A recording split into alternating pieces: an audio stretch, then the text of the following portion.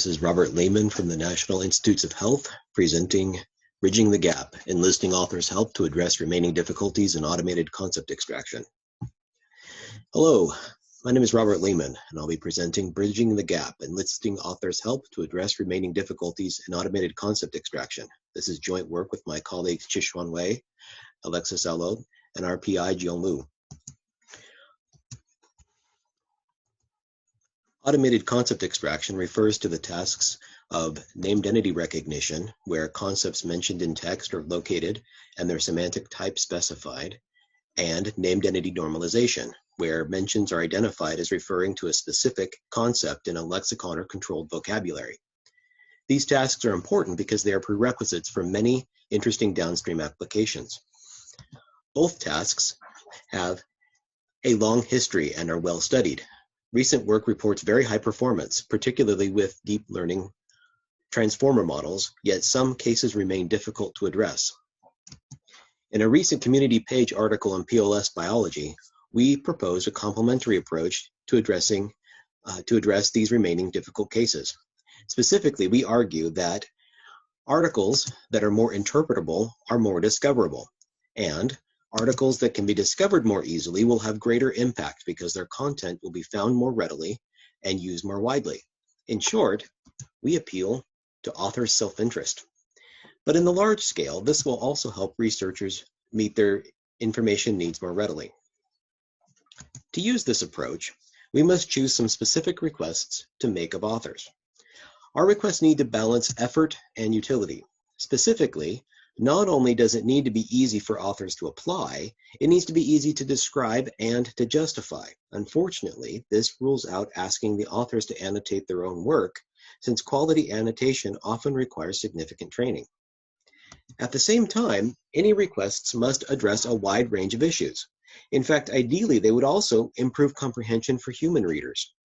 For this work, we identified common issues from error analyses in our previous concept identification research and translated them into 10 tips that, if followed, will likely cause articles to be processed more accurately by automated tools. At a high level, one of the most common issues is ambiguity, where a single phrase may refer to multiple concepts. Consider, for example, this text snippet referencing the gene BRCA1. For a human reader, this may be sufficient. But gene databases differentiate concepts by species. Our tip, therefore, recommends that authors clearly specify the species for gene and protein names. On the other hand, many names are ambiguous because the terminology itself is imprecise.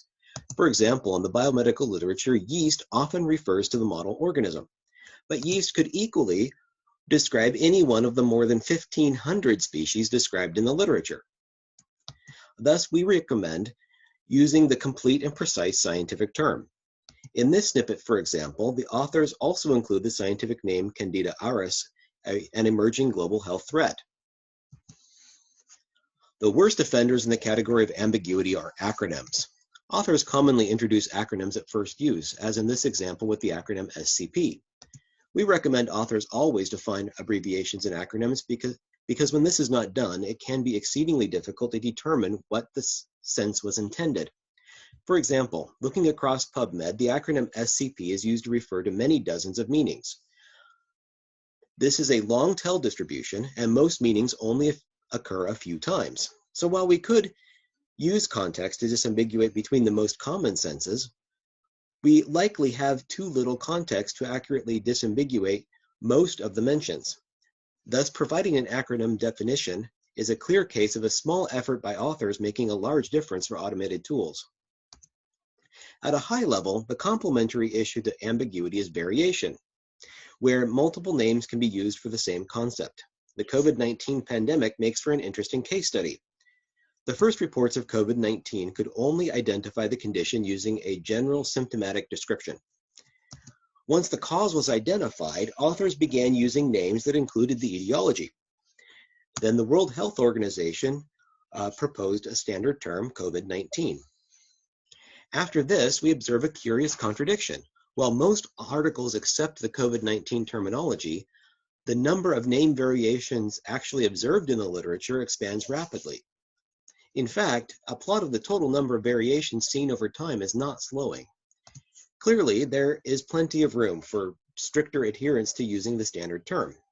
Unfortunately, because standardization efforts are so various, we found it difficult to provide a recommendation on standardization that was both specific and useful across different fields.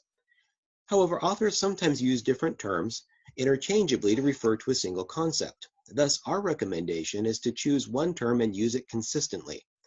This positions our recommendations as complementary to standardization efforts and hopefully motivates authors to choose their terminology carefully. I'll briefly describe the 6 remaining tips.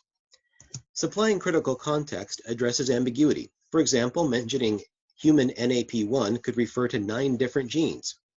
But specifying that the gene is also known as NCKAP1 makes that reference unambiguous. Names should be preferred over descriptions because they are much easier to identify. Consider, for example, the name orthostatic hypotension versus its description, immediate drop in systolic blood pressure observed on standing.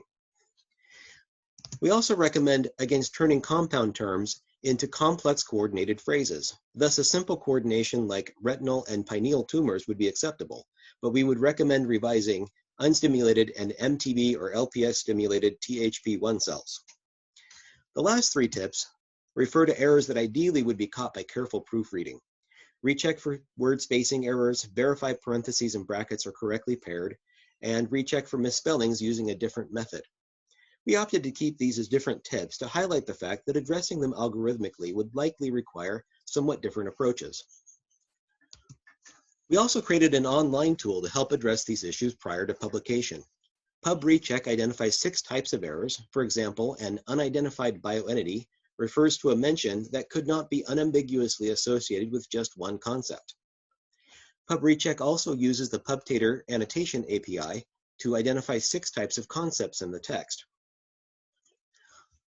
Finally, it is certainly true that change is always hard. The tips we chose could be critiqued from both the perspective of the authors and the needs of text mining. The tips are probably best understood as general guidelines. There are certainly exceptions and definitely other recommendations that could be made. However, the tips chosen are likely to provide significant benefit for relatively modest effort based on our previous experience. But in addition to providing a practical tool and practical tips, our higher level goal is to increase awareness. First, that all literature is already processed automatically to some degree, for search if nothing else. And second, that when automated processing succeeds, the benefits stretch from the authors themselves to potentially millions of readers. Thank you.